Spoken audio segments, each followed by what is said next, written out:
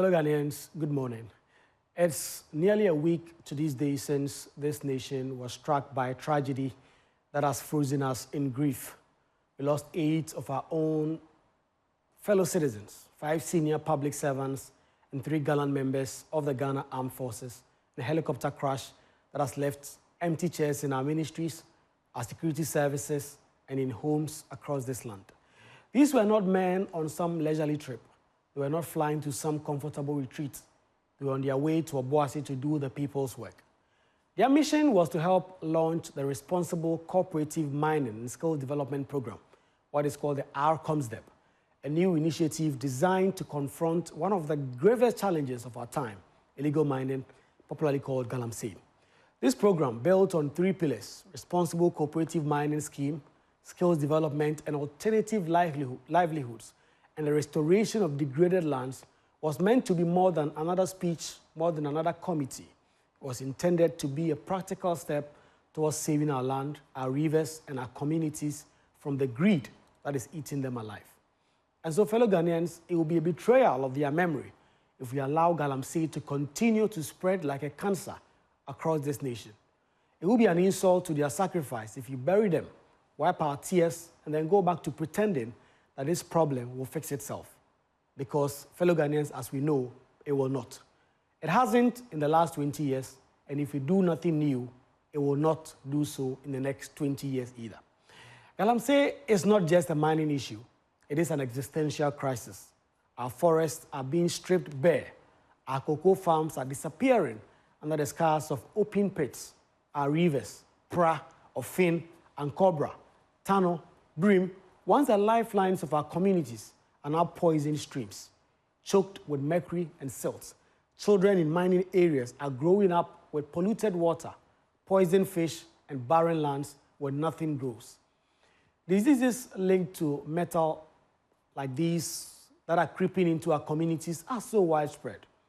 Families must now walk farther and farther for safe water. Farmers are abandoning their fields because their soil can no longer sustain crops.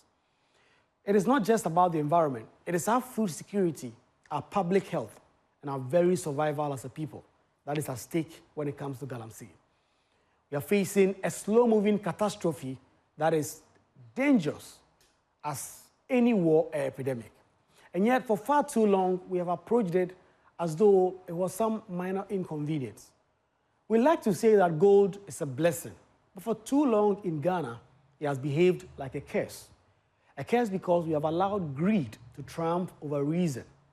A curse because instead of harnessing it to build, we have permitted it to destroy. A curse because those who profit from it, whether they are the small-time digger with a shovel, or the politically connected big men who finance these excavators, or the foreign syndicates that ship our wealth away, they do so without paying the true price for the devastation they leave behind.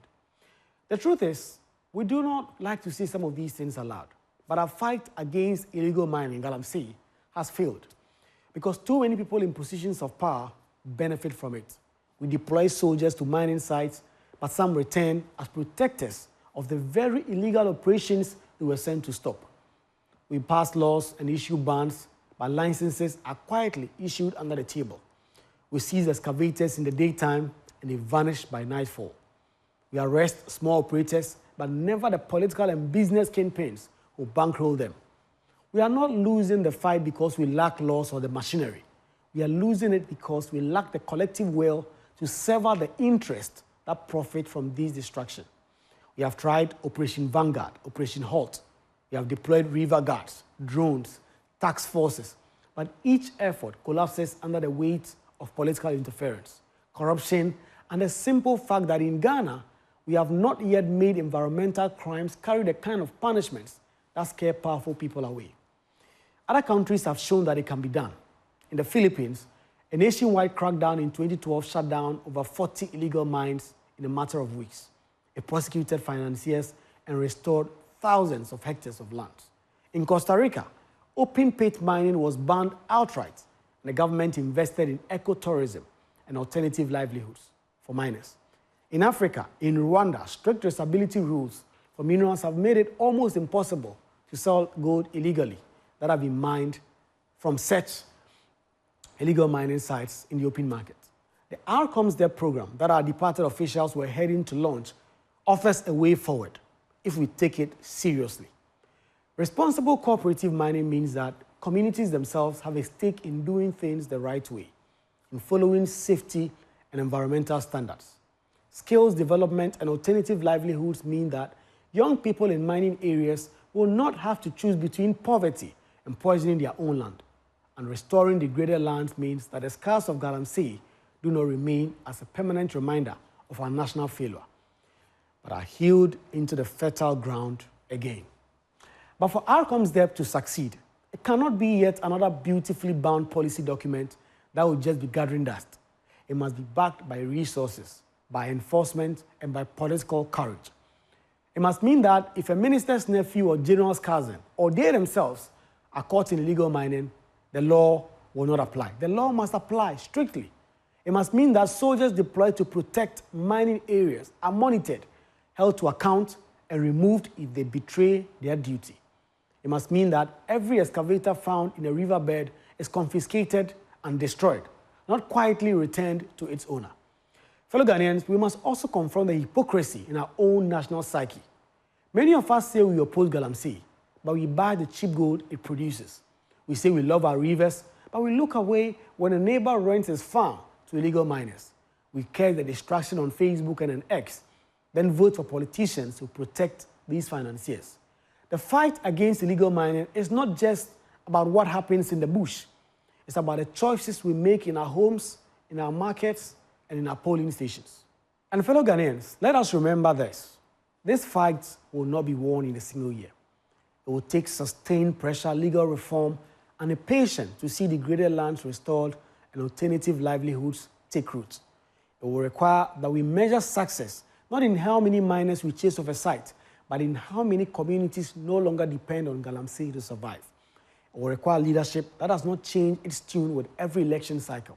The death of these 8 men, I should say, Dr. Dodomani Boama, Ibrahim Mutala Mohammed, Alhaji Muniru Mohammed, Samuel Abuaje, Samuel Sapon, Squadron Leader Peter Bafemi Anala, Flying Officer Mani Chumampedu, and Sergeant Ernest Adomensa, should mark the beginning of a new chapter, one in which we finally decide that enough is enough. Gold must not be our case. The rivers must run clear again. The forest must grow again, and the land must be able to feed its people again. If we do not stop Galamsey now, there will come a day when no amount of gold will buy back what we have lost. Let the mission that it died on, let it not die with them. Let it live deep within our laws, in our enforcement, and in our national psyche. That together, we need to get to the point where we fight illegal mining and win this. Fellow Ghanaians, let their mission not die with them. Let it live in our laws, in our enforcement, and in our national will. And let us prove finally that we are a people who can protect our blessings from becoming our distraction. Fellow Ghanaians, I'll see you again same time tomorrow. Have a great morning.